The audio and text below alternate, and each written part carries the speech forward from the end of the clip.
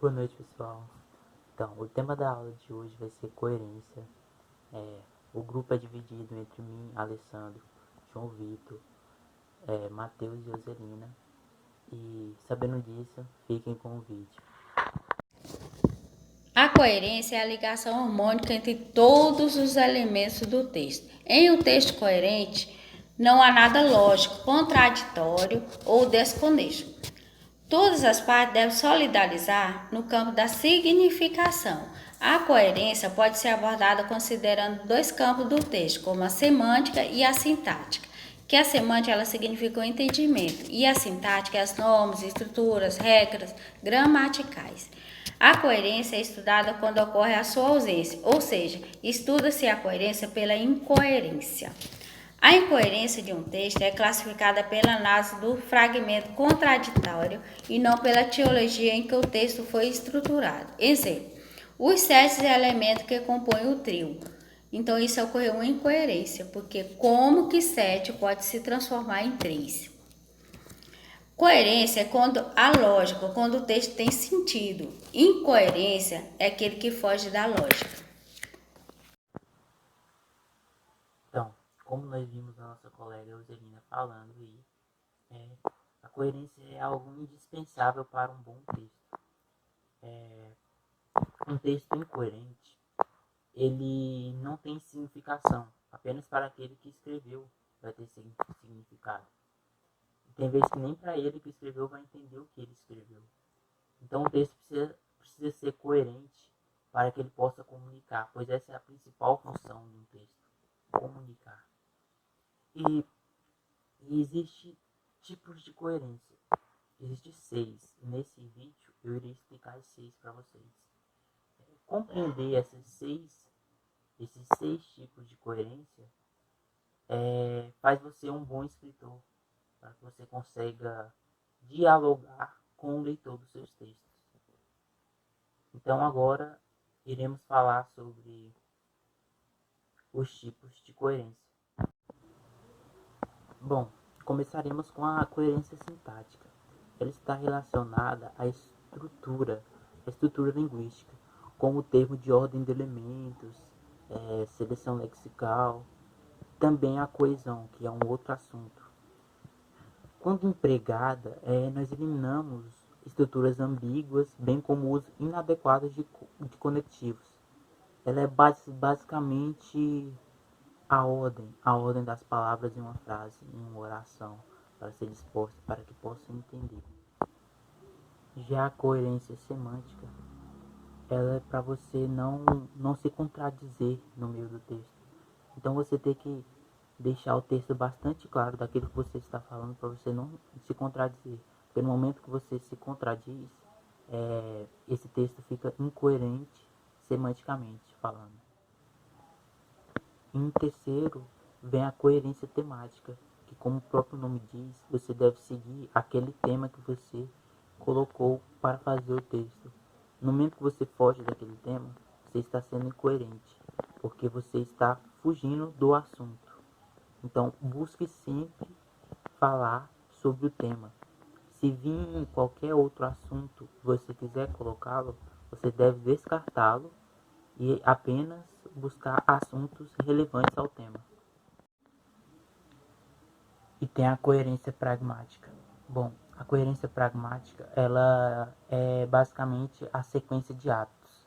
Ou seja, se você faz uma pergunta, na próxima linha, se espera uma resposta. Se você faz um pedido, na próxima linha você não pode dar uma ordem.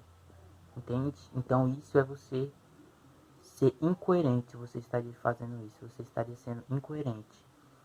Então é a sequência de atos, a coerência pragmática. E o próximo, penúltima coerência é a coerência estilística. Bom, ela basicamente é assim, você começa um texto com a linguagem coloquial. Nesse texto você não pode alterar essa linguagem para formal ou popular ou qualquer outro tipo de linguagem, a não ser continuar na linguagem coloquial. Então você deve continuar até o final. ela diz respeito à variação linguística dentro de um texto. Então, para você ser totalmente coerente, você deve não variar a sua linguagem dentro desse texto. Bem, e por último temos a coerência genérica, que ela se relaciona com o gênero textual adequado para aquele tipo de texto. Por exemplo, se você quer contar uma história, geralmente as opções possíveis seriam conto e a crônica. Então, esses são os 6 tipos de coerência que são necessários para que seu texto seja perfeito, digamos assim. E agora vocês ficarão com os níveis de coerência. E nós vamos ter alguns níveis de coerência dependendo do tipo de texto. Para começar, podemos falar da coerência figurativa. Ela retrata basicamente de juntar todos os elementos figurativos do texto, como o nome da coerência já diz, coerência figurativa, para formar um todo significativo. Por exemplo, eu não posso começar um texto falando lá no começo que uma pessoa odeia a cor vermelha. Não pode ver a cor vermelha que ela passa mal, que ela não gosta, que ela sai do lugar. Mas quando eu chego lá no final do texto, ele começa a falar que o quarto dele é vermelho, tudo que ele gosta é vermelho, a roupa dele é vermelho, ele tem uma paixão pela cor vermelha. Se eu fizer isso, vai estar ocorrendo uma incoerência figurativa, porque eu falei no começo do texto que ele odeia a cor vermelha, e no final do texto eu estou falando que o quarto dele é todo vermelho. Por exemplo, nós temos também essa imagem aqui. Ela fala assim: o verão vai ser quente, invista seu 13º num de nossos ventiladores. No texto fala ventiladores, mas na imagem está moto. Então ocorre aqui uma incoerência figurativa, porque no texto está anunciando para adquirir um de nossos ventiladores e na imagem está mostrando uma moto. Para ser mais correto, teria que adaptar esse texto ou a imagem e mudar um dos dois, porque não está sendo compatível o texto com a imagem. Ou seja, está ocorrendo a incoerência figurativa. Partindo agora para a coerência narrativa, podemos definir ela como a coerência responsável por ligar os fatos narrados no texto para trazer assim um texto significativo para o leitor. Por exemplo, eu não posso falar no texto que aconteceu um acidente e que um homem quebrou as 2 pernas e ficou impossibilitado de levantar até mesmo para pedir ajuda. E logo em seguida eu falo que esse mesmo homem, ao ver que tinha outra criança no acidente, ele se levantou e foi até a criança para ajudá-la. Ou seja, nesse texto aconteceu a incoerência narrativa, porque eu comecei o texto falando que o homem não conseguiu se levantar nem mesmo para pedir ajuda para ele próprio. Quem diria para outra pessoa? E ele pegou, se levantou e foi até a criança e ajudou ela. Ou seja, ocorreu a incoerência narrativa. Vou botar aqui um texto que fala assim: a moça sem pernas dançou toda a noite, dando saltos de alegria com seus sapatos de salto alto. Aqui ocorreu a incoerência narrativa, porque como que uma moça sem perna iria dançar a noite toda e quem diria usar saltos? Para finalizar, temos a coerência argumentativa. Ela é responsável por ligar argumentos do texto. Aqui em cima eu vou botar um texto que ele contém uma incoerência argumentativa. Que esse texto fala assim: o homem deve buscar o amor e a amizade, mas ele não deve confiar em ninguém. E, por isso, é melhor que viva só. Ou seja, esse texto possui incoerência argumentativa, porque ele começa com um argumento de que o homem deve buscar o amor e a amizade, mas logo em seguida ele traz outro argumento que fala que ele não deve confiar em ninguém e por isso é melhor que viva só. Ou seja, são 2 ideias opostas, 2 ideias que se chocam, e isso não pode acontecer em nenhum texto, porque senão o texto fica totalmente incoerente. Escolhemos o YouTube como plataforma educacional. O YouTube se tornou uma das mais importantes plataformas de busca de vídeo no Brasil e no mundo. Com essa ascensão da ferramenta, educadores começaram a criar conteúdos educativos para engajar os alunos e criar maneiras mais interativas de incentivá-los dentro e fora de sala de aula. Um dos principais exemplos desse novo cenário é o canal YouTube Edu, criado em parceria do Google com a Fundação Lemes.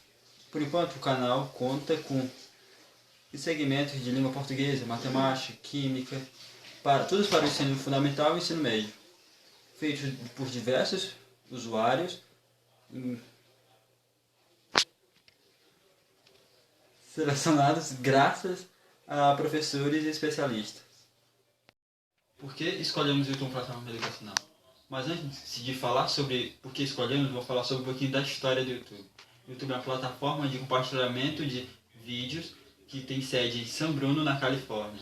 O serviço foi criado por 3 ex-funcionários do PayPal em fevereiro de 2005 e em 2006, novembro de 2006, a Google comprou por 1,75 bilhões. Hoje o YouTube funciona como uma subsidiária do Google. Com um recente artigo da revista US News and Report, quase 450 universidades ao redor do mundo, incluindo 390 nos Estados Unidos e Canadá, criaram um canal através do YouTube Edu, incluindo mais de 63 mil horas de conteúdo em vídeo, incluindo gravações de sala de aula. Recentemente, o site lançou um projeto chamado YouTube Town Hall, que aparece debates sobre política, ações atuais de senadores e deputados ou representantes políticos menores da sociedade. E outro motivo que a gente escolheu para escolher o YouTube como plataforma educacional é porque o YouTube oferece conteúdos que sirva como recurso didático, como para discussões em sala de aulas, armazena todos os vídeos que a gente precisa num só lugar, mostra um acesso virtual dos trabalhos em casa, permite que os estudantes explorem a fundo mais o conteúdo, se eles quiserem, e ajuda os estudantes com dificuldade. Caso o aluno não consiga aprender aquilo em sala de aula, ele pode buscar na plataforma aquele ensino que ele não aprendeu, que ele não entendeu na aula. E também pode elaborar apresentações de slide narrada para ser usado em sala de aula, e também incentiva os alunos a produzir e compartilhar conteúdos no YouTube. Pode incentivar os alunos a produzir e compartilhar conteúdo deles ou de outros alunos ou de outros professores. E o outro é permitir que os alunos deixem suas dúvidas registradas. Bom, para você poder utilizar a plataforma no YouTube, você tem que primeiro ter uma conta do Google. Se você não tem essa conta, você vai fazê-la. Se você já tiver, você vem aqui e clica fazer login e faça seu login aqui, coloque seu e-mail e depois ele vai pedir sua senha. Se você não tiver, você clica em criar uma conta, criar para mim. Aí você preenche os dados aqui, seus dados, e só vai confirmando que você vai ter criado sua conta, normalmente, sem qualquer problema. E depois você vai vir em YouTube e você já vai estar logado aqui. E quando você já estiver logado, você vai vir em criar, enviar vídeo. Aí ele vai abrir os vídeos do canal. Aí nesse momento aqui você pode selecionar o arquivo que você quer enviar. Vou selecionar um vídeo aqui só para vocês verem como é que é.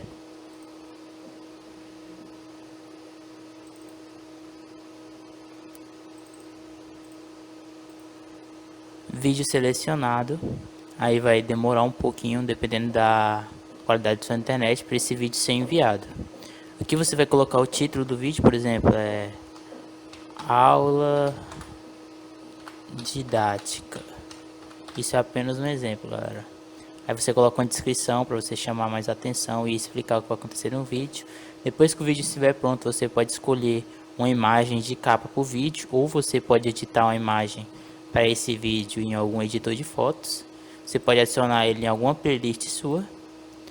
E você coloca aqui público. Aí aqui você vai colocar se esse conteúdo é para crianças ou não é para crianças. E aqui tem a restrição de idades também. Depois do vídeo processado, você pode escolher a capa. Por exemplo, vou escolher essa capa aqui. Aí aqui está o link que vai ficar o vídeo. Você copia logo o link. Você dá um próximo. Não é para criança. Você só vai dando próximo aqui, coloca público para aparecer para todos. Você tem que colocar público, esse foi um passo bem importante. Depois de você fizer isso, você publica. Aí para publicar também vai demorar, vai depender da sua internet. A vídeo publicado, você já pode compartilhar aqui, você pode copiar o link, fechar. Se eu entrar aqui no meu canal vídeos, vai ter bem aqui o vídeo que eu acabei de publicar. Ó, se eu copiar esse link, vou copiar esse link, vou colocar esse link aqui para vocês verem.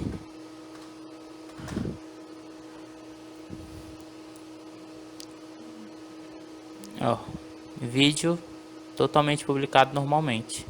Então é um processo bem fácil de se fazer e prático. E também tem a opção de você editar seu vídeo, né? Que é a parte mais difícil. Eu acho, né, que é a parte mais difícil para o vídeo ficar com uma qualidade boa, né? Mas você pode só mandá-lo diretamente se você quiser, você não precisa editá-lo. Mas isso é apenas para ficar com qualidade. Essa parte demora bastante. E é isso.